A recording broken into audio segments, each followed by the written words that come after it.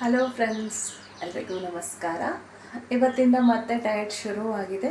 9ನೇ ಅದು ಈಗ 2-3 ದಿವಸ ನಾನು ವೀಡಿಯೋಸ್ ಹಾಕಿರಲಿಲ್ಲ, ಬಟ್ ನಾನು ಡಯಟಲ್ಲೇ ಇದ್ದೇನೆ. ವೀಡಿಯೋ ಶೂಟ್ ಮಾಡಿರಲಿಲ್ಲ ಅಷ್ಟೇ. ಈಗ ಮತ್ತೆ ನಿಮಗೆ ಕಂಟಿನ್ಯೂ ಆಗಿ ನಾನು ವೀಡಿಯೋಸನ್ನು ಹಾಕ್ತೇನೆ. ಫಸ್ಟ್ ಇವತ್ತು ಬೆಳಗ್ಗೆ ಎದ್ದು ಫ್ರೆಶ್ ಅಪ್ ಆಗಿ ಆಯಿತು. ಈಗ ನೀರೆಂತ ಕುಡಿಲಿಲ್ಲ. ಫಸ್ಟ್ ವೆಯ್ಟ್ ಒಂದು ಚೆಕ್ ಮಾಡುವ ಅಂತ ಹೇಳಿ, ವೆಯ್ಟ್ ಎಷ್ಟಿದೆ ಅಂತ ಹೇಳಿ ನೋಡುವ ಬನ್ನಿ.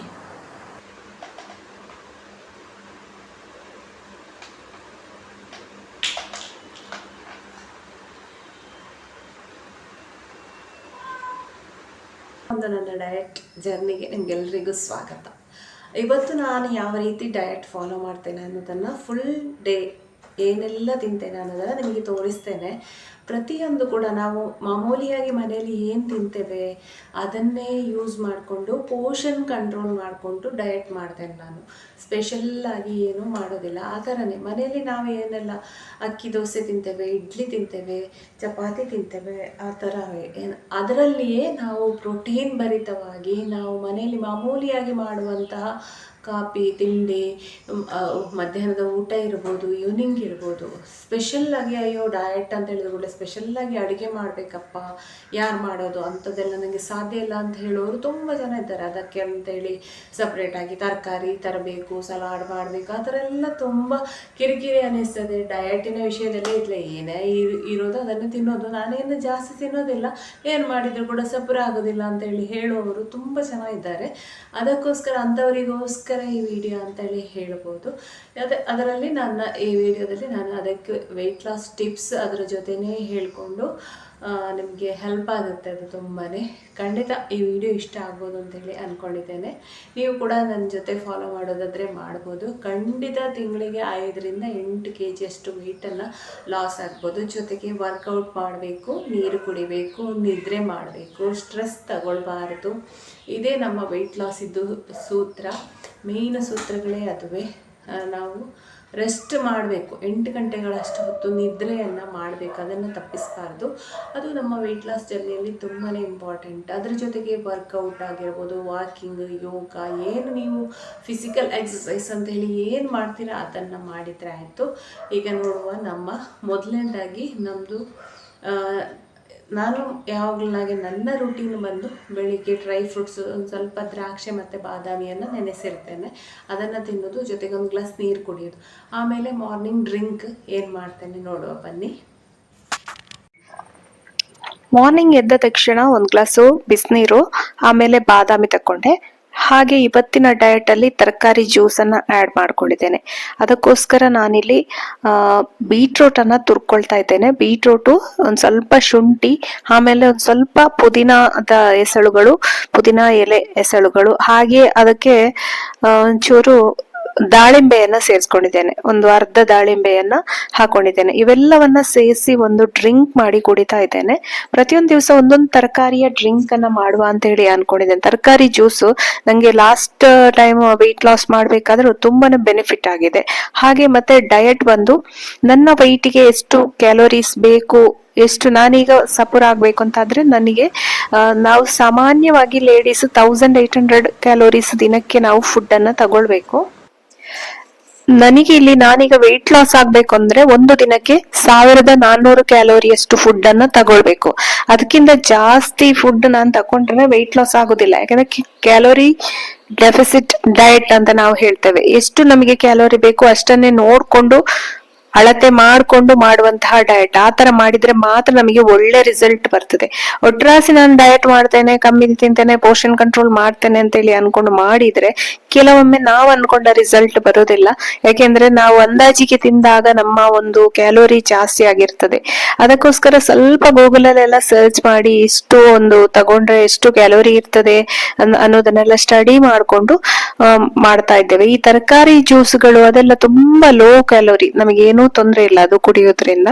ಹಾಗೆ ಡಿಟಾಕ್ಸಿಫೈ ಆಗ್ತದೆ, ನಮ್ಮ ಬಾಡಿ ಡಿಟಾಕ್ಸಿಫಿಕೇಶನ್ ಆಗ್ತದೆ, ನಮ್ಮ ಬಾಡಿಯಲ್ಲಿರುವ ಕಲ್ಮಶಗಳನ್ನೆಲ್ಲ ಹೋಗಲಾಡಿಸ್ತದೆ ಇದು ಏನು ಜ್ಯೂಸ್ ತರಕಾರಿ ಜ್ಯೂಸ್ ಹೇಳುವಂತದ್ದು. ಹಾಗೆ ದಾಳಿಂಬೆ ಕೂಡ ಹಾಕಿದ್ದೆ, ಒಂದು ಅರ್ಧ ಲಿಂಬೆ ಕೂಡ ಸೇರಿಸ್ಕೊಂಡು. ಇದು ಕುಡಿಲಿಕ್ಕೆ ಕೂಡ ತುಂಬಾನೇ ಚೆನ್ನಾಗಿರ್ತದೆ, ಆರಾಮ್ಸೆ ಕುಡಿಬಹುದು.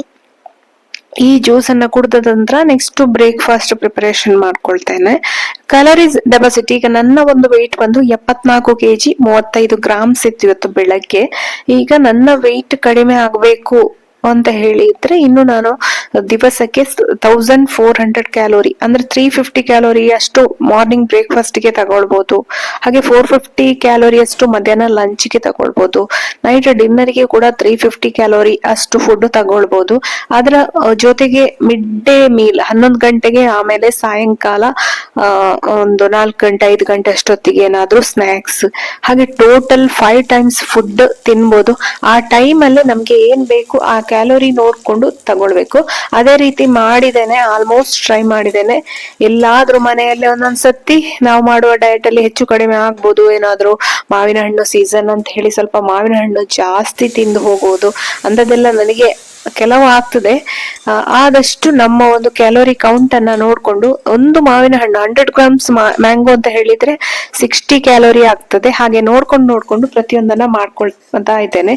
ಮಾರ್ನಿಂಗ್ ಬ್ರೇಕ್ಫಾಸ್ಟ್ ಗೆ ನಾನಿಲ್ಲಿ ಹೆಸರು ಕಾಳಿಂದ ಉಸಲಿಯನ್ನ ಮಾಡ್ಕೊಳ್ತಿದ್ದೇನೆ. ಇದನ್ನ ರಾತ್ರಿ ನೆನೆಸ್ಬಿಟ್ಟು ಮರುದಿವಸ ಕುಕ್ಕರ್ ಅಲ್ಲಿ ಬೇಯಿಸಿತ್ತು. ಆಮೇಲೆ ಒಂದ್ ಸ್ವಲ್ಪ ಒಗ್ಗರಣೆ, ಸಾಸಿವೆ, ಉದ್ದಿನ ಬೇಳೆ, ಕರಿಬೇವು, ಒಣಮೆಣಸು ಎಲ್ಲ ಹಾಕಿ ಒಗ್ಗರಣೆ, ರುಚಿಗೆ ಎಷ್ಟು ಬೇಕು ಉಪ್ಪು, ಹಳದಿ ಪೌಡರ್, ಬೇಕಾದ್ರೆ ಮೆಣಸಿನ ಹುಡಿ. ಆಮೇಲೆ ನಾವು ಮಾಮೂಲಿಯಾಗಿ ಮಾಡುವಾಗ ಇದಕ್ಕೆ ಒಂದ್ ಸ್ವಲ್ಪ ಬೆಲ್ಲವನ್ನ ಸೇರಿಸ್ತೇವೆ. ಈ ಒಂದು ಹೆಸರು ಉಸಲಿ ಅಂತ ಹೇಳಿ ಇದು ಮಂಗಳೂರಿನ ಸ್ಪೆಷಲ್ ಫುಡ್ ಅಂತ ಹೇಳ್ಬೋದು. ನಾವು ಪದಂಜಿ, ಬಜಿಲ್ ಅಂತ ಹೇಳಿ ಹೋಟೆಲ್ ಅಲ್ಲಿ ಕೂಡ ಈ ಒಂದು ಫುಡ್ ಸಿಗ್ತದೆ. ಇದೊಂದು ಹೆಲ್ದಿ ಫುಡ್, ಹಾಗೆ ಹೈ ಪ್ರೋಟೀನ್. ಈ ಒಂದು 200 ಗ್ರಾಮ್ಸ್ ಹೆಸರು ಕಾಳು ನೀವು ತಿಂತು ಅಂತ ಹೇಳಿದ್ರೆ ಅದರಲ್ಲಿ ನಿಮಗೆ ಸುಮಾರು 11 ಗ್ರಾಮ್ ಅಷ್ಟು ಪ್ರೋಟೀನ್ ಸಿಗ್ತದೆ. ಹಾಗೆ ಇದು ಒಂದು ಹೆಲ್ದಿ ಫ್ಯಾಟ್ ಅಂತ ತೆಂಗಿನಕಾಯಿ ತುರಿ, ಅದನ್ನು ಕೂಡ ಒಂದು ಮಾಡರೇಟ್ ಆಗಿ ನೀವು ತೆಂಗಿನಕಾಯಿ ತುರಿಯನ್ನು ತಿನ್ಬೋದು. ಜಾಸ್ತಿ ತೆಂಗಿನಕಾಯಿ ತುರಿ ಬೇಡ. ಆದ್ರೆ ತೆಂಗಿನಕಾಯಿ ತುರಿ ತಿನ್ನೋದೇ ಬೇಡ ಅಂತ ಖಂಡಿತ ಹೇಳುದಿಲ್ಲ. ಅದರಲ್ಲಿ ಕೂಡ ವೆಯ್ಟ್ ಲಾಸ್, ವೆಯ್ಟ್ ಮ್ಯಾನೇಜ್ಮೆಂಟ್ ಗೆ ಬೇಕಾದಂತಹ ಅಂಶಗಳಿದೆ, ಹೆಲ್ದಿ ಫ್ಯಾಟ್ ಇದೆ, ಹಾಗೆ ಫೈಬರ್ ಇದೆ, ಆಯಿಲ್ ಎಲ್ಲ ಇದ್ದದ ಕಾರಣ ನಮ್ಮ ಸ್ಕಿನ್ನಿಗೆ ಕೂಡ ಒಳ್ಳೇದು ತೆಂಗಿನಕಾಯಿ ತುರಿ. ಹಾಗೆ ಅದನ್ನ ಸ್ವಲ್ಪ ಹಾಕೊಂಡಿದ್ದೇನೆ. ನಮ್ಮ ಹೆಸರು ಕಾಳಿನ ಉಸ್ಲಿ ರೆಡಿ ಆಯ್ತು. ರುಚಿಗೆ ಉಪ್ಪು ಎಲ್ಲ ಹಾಕೊಂಡಿದ್ದೇನೆ ನಾನು, ಯಾವುದೇ ಬೆಲ್ಲ ಏನು ಹಾಕೊಳ್ಳಿಲ್ಲ. ಹಾಗೆ ನೋಡಿ ಇಲ್ಲಿ ತೆಂಗಿನಕಾಯಿಗೆ ಸ್ವಲ್ಪ ಒಗ್ಗರಣೆ ಹಾಕೊಂಡು ಅವಲಕ್ಕಿಯನ್ನ ಮಾಡ್ಕೊಳ್ತಾ ಇದ್ದೇನೆ. ಇದರ ಜೊತೆಗೆ ನಾನು ಇದನ್ನು ಕೂಡ ತಿನ್ಬೋದು, ನನ್ನ ಕ್ಯಾಲೋರಿಯಲ್ಲಿ ಅಷ್ಟು ಬರ್ತದೆ. ಈಗ 200 ಗ್ರಾಮ್ಸ್ ಅಷ್ಟು ಹೆಸರು ಉಸ್ಲಿ ತಕೊಂಡ್ರೆ ಮತ್ತೊಂದು ಸ್ವಲ್ಪ ಅವಲಕ್ಕಿ ಕೂಡ ಜೊತೆಗೆ ತಗೊಳ್ಬಹುದು. ಅವಲಕ್ಕಿ ಲೋ ಕ್ಯಾಲೋರಿ. ಹಾಗೆ ಅದರಲ್ಲಿ ಎಣ್ಣೆ ಎಲ್ಲವೂ ಹಾಕೊಂಡು ನಾವು ನೋಡಿದ್ರು ಕೂಡ ಒಂದು 350 ಕ್ಯಾಲೋರಿ ಅಷ್ಟು ಆಗುವಂತದ್ದು ಬೆಳಗಿನ ಫುಡ್ಡಿಗೆ.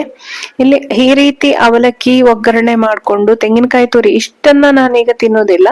ಇದರಲ್ಲಿ ಸ್ವಲ್ಪ ತೆಂಗಿನಕಾಯಿ ತುರಿಯನ್ನ ತೆಗ್ದಿಡ್ತೇನೆ. ಸಾಯಂಕಾಲ ಏನೋ ಈವ್ನಿಂಗ್ ಸ್ನಾಕ್ಸ್ ಗೆ ಸ್ವಲ್ಪ ಅವಲಕ್ಕಿಯನ್ನ ಮಾಡ್ಕೊಂಡು ತಿನ್ಬೋದು. ಅಥವಾ ಸಾಯಂಕಾಲ ಇದನ್ನ ಫ್ರಿಜ್ ಅಲ್ಲಿ ಆ ತರ ಮಿಕ್ಸ್ ಮಾಡಿಟ್ಟ ಅವಲಕ್ಕಿಯನ್ನ ನಾವು ತೆಗ್ದಿಟ್ರೆ ಯಾವಾಗ ಬೇಕಾದ್ರೂ, ಮರುದಿವಸ ಬೇಕಾದ್ರೂ ಏನಾದ್ರೂ ಅವಲಕ್ಕಿ ಬೇಕು ಅಂತಂದ್ರೆ ಸಡನ್ ಆಗಿ ಮಾಡ್ಕೊಳ್ಳಿಕ್ಕೆ ತುಂಬಾ ಈಸಿ ಆಗ್ತದೆ. ಅದಕ್ಕೋಸ್ಕರ ನಾನಿಲ್ಲಿ ಒಂದು ಸ್ವಲ್ಪ ಅವಲಕ್ಕಿಯನ್ನ ಈಗ ಮಾಡ್ಕೊಂಡಿದ್ದು. ಉಳ್ದ ತೆಂಗಿನಕಾಯಿ ತುರಿ ಈ ತರ ಚಿತ್ರಾನ್ನ ಮಸಾಲೆಯನ್ನ ಫ್ರಿಜ್ ಅಲ್ಲಿ ತೆಗ್ದಿಡ್ತೇನೆ. ನಾಳೆಯ ನಾಡಿದ್ದ ಎಷ್ಟೊತ್ತಿಗೆ ಒಂದು ಈವ್ನಿಂಗ್ ಸ್ನಾಕ್ಸ್ ಏನೋ ಹಸಿವಾಯ್ತು ಅಂತ ಹೇಳುವಾಗ ಆ ತೆಂಗಿನಕಾಯಿ ತುರಿಗೆ ಒಂದ್ ಸ್ವಲ್ಪ ಅವಲಕ್ಕಿ ಮಿಕ್ಸ್ ಮಾಡ್ಕೊಳ್ಳೋದು, ತಿನ್ನೋದು, ಚಟ್ಪಟ್ ಅಂತ ಸ್ನಾಕ್ಸ್ ರೆಡಿ ಆಗಿ ಬಿಡ್ತದೆ. ಅದಕ್ಕೋಸ್ಕರ ಈ ತರ ಇವತ್ತಿಗಿಷ್ಟು ನಾಳೆಗಿಷ್ಟು ಅಂತ ಹೇಳಿ ಇಷ್ಟನ್ನ ಒಂದು ಬೌಲಿಗೆ ಹಾಕಿ ತೆಗ್ದಿಟ್ಟು ಬಿಡ್ತೇನೆ. ಇದಾಗಿತ್ತು ನನ್ನ ಮಾರ್ನಿಂಗ್ ಬ್ರೇಕ್ಫಾಸ್ಟ್. ಕ್ಯಾಲರಿ ಡೆಫಿಸಿಟ್ ಆಗಿ ನಾನು ಈ ಒಂದು ಡಯಟ್ ಅನ್ನ ಮಾಡ್ತಾ ಇದ್ದೇನೆ. ಪ್ರತಿಯೊಂದು ಡಯಟ್ ಅಲ್ಲಿ ಕೂಡ ಅಂದ್ರೆ ಪ್ರತಿಯೊಂದು ಫುಡ್ ಅಲ್ಲಿ ಮೆನು ಅಲ್ಲಿ ಕೂಡ ಕ್ಯಾಲೋರಿಯನ್ನ ಕೌಂಟ್ ಮಾಡ್ಕೊಳ್ಬೇಕು. ನಾನು 74 kg ಇದ್ದ ಕಾರಣ ನನಗೆ 1400 ಕ್ಯಾಲೋರೀಸ್ ಬೇಕು. ಹೆಲ್ದಿ ಫೈಮಿ ಅಂತ ಒಂದು ಆಪ್ ಇದೆ, ಆ ಆಪ್ ಅಲ್ಲಿ ನೀವು ನೋಡ್ಕೊಳ್ಬಹುದು. ಅದನ್ನೊಂದು ಡೌನ್ಲೋಡ್ ಮಾಡ್ಕೊಳ್ಳಿ. ದುಡ್ಡು ಯಾವುದು ಕೊಡ್ಲಿಕ್ಕಿಲ್ಲ, ಅವರು ಪ್ಲಾನ್ಸ್ ಅದು ಇದೆಲ್ಲ ಇದು ದುಡ್ಡು ಕೊಡುವಂತದ್ದು ಆಪ್ಷನ್ಸ್ ಕೂಡ ಬರ್ತದೆ. ಆದ್ರೆ ನೀವು ಅದರಲ್ಲಿ ಫ್ರೀ ಆಗಿ ನಿಮ್ಮ ಒಂದು ನೀವೆಷ್ಟು ವೆಯ್ಟ್ ಇದ್ದೀರಾ ಅಂತ ಹೇಳಿ ನೋಡ್ಕೊಂಡು ನಿಮ್ಮ ಒಂದು ವೆಯ್ಟಿಗೆ ನೀವು ಎಷ್ಟು ಫುಡ್ ಅನ್ನ ತಗೊಳ್ಬೇಕು, ಎಷ್ಟು ಟೈಮ್ ಅಲ್ಲಿ ಎಷ್ಟು ವರ್ಕೌಟ್ ಮಾಡ್ಬೇಕು, ಅದೆಲ್ಲ ಡೀಟೇಲ್ ಇನ್ಫಾರ್ಮೇಶನ್ ನಿಮ್ಗೆ ಸಿಗ್ತದೆ. ಹಾಗೆ ಎಲ್ಲ ಆಪ್ ಯಾವುದು ಡೌನ್ಲೋಡ್ ಮಾಡ್ಲಿಕ್ಕೆ ಆಗೋದಿಲ್ಲ ಅಂದ್ರೆ ಜಸ್ಟ್ ಗೂಗಲ್ ಅಲ್ಲಿ ಸರ್ಚ್ ಮಾಡ್ಬೋದು. ನಿಮಗೆ ನಿಮ್ಮ ವೆಯ್ಟಿಗೆ ನೀವು ಎಷ್ಟು ಕ್ಯಾಲೋರಿ ಫುಡ್ ತಿನ್ಬೇಕು ಅಂತ ಗೂಗಲ್ ಹೇಳುತ್ತೆ. ಹಾಗೆ ಕೆಲವೆಲ್ಲ ಯೂಟ್ಯೂಬ್ ಚಾನಲ್ಸ್ ಕೂಡ ಇದೆ, ಅದರಲ್ಲಿ ಕೂಡ ಹೇಳ್ತಾರೆ ನಿಮಗೆ ಎಷ್ಟು ವೆಯ್ಟ್ ಇದ್ದೀರಾ, ಎಷ್ಟು ಕ್ಯಾಲೋರಿ ತಿನ್ಬೇಕು, ಆ ತರ ಡೀಟೇಲ್ಸ್ ಕೂಡ ಇದೆ. ಅದರಲ್ಲಿ ಕೂಡ ನೀವು ಸರ್ಚ್ ಮಾಡ್ಬೋದು. ಇಲ್ಲಿ ನಾನು ಬೆಳಿಗ್ಗೆ ಡಿಟಾಕ್ಸ್ ಜ್ಯೂಸ್ ಎಲ್ಲ ಕುಡ್ದೆಲ್ಲ ಆದ್ಮೇಲೆ, ವರ್ಕೌಟ್ ಎಲ್ಲ ಆದ್ಮೇಲೆ ನೆಕ್ಸ್ಟ್ ತಿಂಡಿ ತಿಂತಾ ಇದ್ದೇನೆ. ಇದು ಮಾರ್ನಿಂಗ್ ಬ್ರೇಕ್ಫಾಸ್ಟ್. ಅದಾದ ನಂತರ ನೆಕ್ಸ್ಟ್ ನೋಡಿ, ಬೆಳಿಗ್ಗೆ ಒಂದು 8:30 9 ಗಂಟೆ ಅಷ್ಟೊತ್ತಿಗೆ ಬ್ರೇಕ್ಫಾಸ್ಟ್ ಆಯ್ತು ಅಂತ ಹೇಳಿದ್ರೆ, ಒಂದು 11 ಅಷ್ಟೊತ್ತಿಗೆ ಮತ್ತೊಂದ್ ಸ್ವಲ್ಪ ಏನಾದ್ರೂ ತಿನ್ನುವ ಅಂತ ಹೇಳಿ ಅನಿಸ್ತದೆ. ಆ ಟೈಮಲ್ಲಿ ನಾನು ಪಪ್ಪಾಯ ಕಟ್ ಮಾಡ್ಕೊಂಡು ತಿಂತೇನೆ. ಈ ತರ ಒಂದು ಬೌಲ್ ಫುಲ್ ನೀವು ತಿನ್ನಿ. ಈ ಪಪ್ಪಾಯ ಹಣ್ಣಿದೆ ಅಲ್ಲ, ತುಂಬಾನೇ ಲೋ ಕ್ಯಾಲೋರಿ, ನಿಮಗೆ ಒಂದು ಬೌಲ್ ತಿನ್ಬೋದು. ಹೀಗೆ ಮಾಡೋದ್ರಿಂದ ನಿಮಗೆ ಮಧ್ಯಾಹ್ನ ಆಗುವಾಗ ವಿಪರೀತ ಹಸಿವು ಅಂತ ಹೇಳಿ ಆಗೋದಿಲ್ಲ. ಬೆಳಿಗ್ಗೆ ಅಂತೂ ನೀವು ಹೆಸರು ಕಾಳು ಉಸ್ಲಿ ಆ ತರ ತಿಂತು, ಅದು ಹೈ ಪ್ರೋಟೀನ್, ಕಾರ್ಬೋಹೈಡ್ರೇಟ್ ಕೂಡ ಇದೆ, ಅವಲಕ್ಕಿ ಆ ತರ ತಿಂದಿದ್ದೀರಿ ಅಂತ ಹೇಳಿದ್ರೆ ಹೊಟ್ಟೆ ಫುಲ್ ಆಗ್ತದೆ. 11 ಗಂಟೆಗೆ ಇಷ್ಟು ತಿಂದಾಗ ಮಧ್ಯಾಹ್ನ ಕೂಡ ವಿಪರೀತ ಹಸಿವು ಅಂತ ಹೇಳಿ ಆಗೋದಿಲ್ಲ. ಪಪ್ಪಾಯ ಹಣ್ಣು ಇಲ್ಲ ಅಂತಂದ್ರೆ ಮೂಸುಂಬಿ ಆ ಥರ ಹಣ್ಣುಗಳನ್ನ, low calorie food, water melon ಆ ಥರ ತಗೊಳ್ಬೋದು. ಈಗಂತೂ ಪಪ್ಪಾಯ ಸಿಗ್ತದೆ, ಮೂಸುಂಬಿ ಸಿಗ್ತದೆ. ಮ್ಯಾಂಗೋ ಆದರೆ ಸ್ವಲ್ಪ ನೋಡಿಕೊಂಡು ಮಾಡ್ರೇಷನ್ ಆಗಿ 100 ಗ್ರಾಮ್ಸ್ ಅಷ್ಟು ಮ್ಯಾಂಗೋವನ್ನು ತಗೊಳ್ಬೋದು. ಯಾಕಂದರೆ 60 ಕ್ಯಾಲೋರಿ ಆಗೋದು. ಮ್ಯಾಂಗೋ ಕೂಡ ಆ್ಯಡ್ ಮಾಡ್ಬೋದು. ಯಾವುದೇ ಹಣ್ಣನ್ನು ತಿನ್ನಬಾರ್ದು ಅಂತ ಏನಿಲ್ಲ. ಬಾಳೆಹಣ್ಣು ಕೂಡ ನೀವು ಆ್ಯಡ್ ಮಾಡ್ಕೊಳ್ಬೋದು. ಅದಾದ ನಂತರ ನಾನಿಲ್ಲಿ ಲಂಚ್ ಪ್ರಿಪರೇಷನ್ ಮಾಡ್ಕೊಳ್ತಾ ಇದ್ದೇನೆ. ಲಂಚಿಗೆ ನಾನು ಒಂದು ಸಿಂಪಲ್ ಆದ ಮೆನು ಇದೆ. ಇವತ್ತೊಂದು ಸಾರನ್ನು ಮಾಡ್ಕೊಳ್ತಾ ಇದ್ದೇನೆ. ರೆಸಿಪಿ ಅದನ್ನು ನಿಮಗೆ ತೋರಿಸ್ಬೇಕು ಅಂತಿಲ್ಲ, ಮಾಮೂಲಿಯಾಗಿ ಮಾಡುವಂಥದ್ದು. ಬಟ್ ನಾನು ಹೇಗೆ ಮಾಡ್ತೇನೆ ಅನ್ನೋದನ್ನು ವಿಡಿಯೋದ ಜೊತೆಗೆ ನಿಮ್ಮ ವೆಯ್ಟ್ ಲಾಸ್ ಟಿಪ್ಸ್ ಕೊಡ್ತಾ ತೋರಿಸ್ತಾ ಇದ್ದೇನೆ. ಇಲ್ಲಿ ಮೊದಲಿಗೆ ಒಂದು ಪಾತ್ರೆ ತಗೊಂಡಿದ್ದೇನೆ, ಅದಕ್ಕೊಂದು ಸ್ವಲ್ಪ ತುಪ್ಪ ಹಾಕ್ಕೊಂಡಿದ್ದೇನೆ. ಇನ್ನೊಂದು ವಿಷಯ, ತುಪ್ಪ ತುಂಬಾ ಒಳ್ಳೆಯದು. ವೆಯ್ಟ್ ಲಾಸಲ್ಲಿ ತುಪ್ಪ ತುಂಬಾ ನಮಗೆ ಸಹಾಯ ಮಾಡ್ತದೆ. ಅದು ಹೆಲ್ದಿ ಫ್ಯಾಟ್ ನಮ್ಮ ಶರೀರಕ್ಕೆ ಬೇಕು. ಇಲ್ಲಿ ಸಾಸಿವೆ, ಸ್ವಲ್ಪ ಉದ್ದಿನಬೇಳೆ ಹಾಗೆ ಜೀರಿಗೆಯನ್ನು ಹಾಕ್ಕೊಂಡು ಫ್ರೈ ಮಾಡ್ಕೊಳ್ತಾ ಇದ್ದೇನೆ ಸಾರಿಗೆ. ಹಾಗೆ ಸ್ವಲ್ಪ ತೊಗರಿಬೇಳೆಯನ್ನು ಆಲ್ರೆಡಿ ಒಂದು 10 ನಿಮಿಷ ನೆನೆಸಿಬಿಟ್ಟು ಆಮೇಲೆ ಕುಕ್ಕರಲ್ಲಿ ಹಾಕಿ ಬೇಯಿಸಿ ಇಟ್ಕೊಂಡಿದ್ದೇನೆ. ಇದೆಲ್ಲ ಆದಮೇಲೆ ನೆಕ್ಸ್ಟ್ ಒಂದು ಹಸಿಮೆಣಸು, ಕರಿಬೇವು ಇವೆಲ್ಲ ಹಾಕ್ಕೊಳ್ಳೋದು. ಹಾಗೆ ಸಾರಿಗೆ ಒಂಚೂರು ಬೆಲ್ಲವನ್ನು ಹಾಕ್ಕೊಳ್ತೇನೆ, ಟೇಸ್ಟಿಗೆ ತುಂಬಾ ಚೆನ್ನಾಗಿರ್ತದೆ ಅಂತ ಹೇಳಿ. ಹಾಗೆ ಕರಿಬೇವು, ಒಣಮೆಣಸನ್ನು ಹಾಕಿ ಫ್ರೈ ಮಾಡ್ಕೊಳ್ಳೋದು. ಹಾಗೆ ಹುಣಸೆ ರಸ ಬೇಕಾದರೆ ನೀವು ಹಾಕ್ಕೊಳ್ಬೋದು. ಟೊಮೆಟೊನೇ ತುಂಬಾ ಹುಳಿ ಇತ್ತು ಅಂತ ಹೇಳಿದರೆ ಟೊಮೆಟೊನೇ ಸಾಕು. ಬೇಕಾದರೆ ನಾನು ಎಲ್ಲ ಮಾಡಿ ಆದಮೇಲೆ ಕೊನೆಯಲ್ಲಿ ಲಿಂಬೆ ಹಣ್ಣನ್ನು ಇಟ್ಕೊಂಡಿದ್ದೇನೆ. ಸಾರಿಗೆ ಲಿಂಬೆ ಹಣ್ಣನ್ನು ಕೊನೆಯಲ್ಲಿ ಇಟ್ಕೊಳ್ಳೋದ್ರಿಂದ ಸಾರು ತುಂಬಾ ಚೆನ್ನಾಗಿರ್ತದೆ, ಟೇಸ್ಟಿ ಆಗಿರ್ತದೆ. ಇಲ್ಲಿ ಮಧ್ಯಾಹ್ನದ ಊಟಕ್ಕೆ ನಾನು ಪ್ರಿಪೇರ್ ಮಾಡ್ಕೊಳ್ತಾ ಒಂದು ಯಮ್ಮಿಯಾದ ಟೇಸ್ಟಿಯಾದ ಟೊಮೆಟೊ ಸಾರನ್ನ ಮಾಡ್ತಾ ಇದ್ದೇನೆ. ತೊಗರಿಬೇಳೆ ಹಾಕಿ ಒಂದು ಸ್ವಲ್ಪ ಮೆಣಸಿನ ಹುಡಿ ಹಾಕೊಂಡೆ, ಜೀರಾ ಪೌಡರ್ ಹಾಕೊಂಡೆ. ಇದನ್ನು ಬೇಕಾದ್ರೆ ನೀವು ರಸಂ ಪೌಡರ್ ಹಾಕೊಳ್ಬೋದು. ನಾನು ರಸಂ ಪೌಡರ್ ಹಾಕದೇನೆ ಹಾಗೇನೆ ಮಾಡಿದ್ದು, ತುಂಬಾನೇ ಟೇಸ್ಟಿಯಾಗಿ ಬರ್ತದೆ. ತೊಗರಿಬೇಳೆ ಹಾಕಿ ನಿಮ್ಗೆ ಎಷ್ಟು ನೀರು ಬೇಕು ಅಷ್ಟನ್ನ ಹಾಕೊಳ್ಬೋದು. ನಾನು ಫ್ರೈ ಮಾಡ್ಕೊಳ್ಬೇಕಾದ್ರೆ ಸ್ವಲ್ಪ ಶುಂಠಿ ಕೂಡ ಜಜ್ಜಿ ಹಾಕೊಂಡಿದ್ದೇನೆ. ಆಮೇಲೆ ಧಾರಾಳವಾಗಿ ಕೊತ್ತಂಬರಿ ಸೊಪ್ಪನ್ನ ಹಾಕ್ಬೋದು. ಚೆನ್ನಾಗಿ ಕುದಿಸ್ಕೊಳ್ಳೋದು. ಈ ಸಾರನ್ನ ನೀವು ಹಾಗೇನೆ ಸೂಪ್ ತರ ಕುಡಿಬಹುದು. ತುಂಬಾನೇ ಟೇಸ್ಟಿ ಆಗಿರ್ತದೆ. ರುಚಿಗೆ ಎಷ್ಟು ಬೇಕು ಉಪ್ಪು, ಸ್ವಲ್ಪ ಬೇಕಾದ್ರೆ ಬೆಲ್ಲ ಎಲ್ಲ ಹಾಕೊಳ್ಳೋದು. ನಾನೊಂದು ಸ್ವಲ್ಪ ಬೆಲ್ಲವನ್ನ ಹಾಕೊಂಡಿದ್ದೇನೆ ಟೇಸ್ಟಿಗೆ ಅಂತ ಹೇಳಿ. ಇದು ಯಮ್ಮಿಯಾದ ಸಾರು. ಇವತ್ತಿನ ಮೆನು ನಾನು ಸಾರು ಮಾತ್ರ ಮಾಡಿದ್ದು.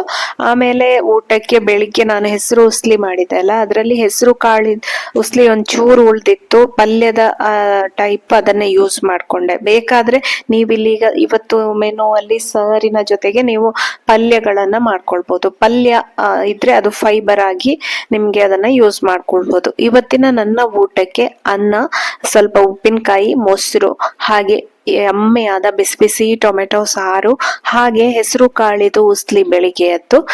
ಬೇಕಾದ್ರೆ ನೀವು ತರಕಾರಿ ಸಲಾಡ್ ಆಡ್ ಮಾಡ್ಕೊಳ್ಬಹುದು. ನಾನು ಇವತ್ತು ತರಕಾರಿಯನ್ನ ತಿನ್ಲಿಲ್ಲ, ಯಾಕಂದ್ರೆ ಏನೋ ಸ್ವಲ್ಪ ಇಂಡೈಜೇಷನ್ ಆಗುತ್ತೆ ನಂಗೆ ಹಸಿ ಸಲಾಡ್ ತಿಂದ್ರೆ ಅಂತ ಆಯ್ತು ಮೊನ್ನೆಯಿಂದ. ಹಾಗೆ ಜಾಸ್ತಿ ಹಸಿ ಸಲಾಡ್ ಇವತ್ತು ಮಧ್ಯಾಹ್ನದ ಊಟಕ್ಕೆ ಬೇಡ ಅಂತ ಹೇಳಿ ಅನ್ಕೊಂಡೆ. ಇಷ್ಟೇ ಸಾಕಾಯ್ತು. ಯಾಕಂದ್ರೆ ಪಪ್ಪಾಯ ಕೂಡ ತಿಂದಿದ್ದೆ ಅಲ್ಲ, ನಂಗೆ ತುಂಬಾ ಹಸಿವೆ ಅಂತ ಹೇಳಿ ಆಗ್ತಿರ್ಲಿಲ್ಲ.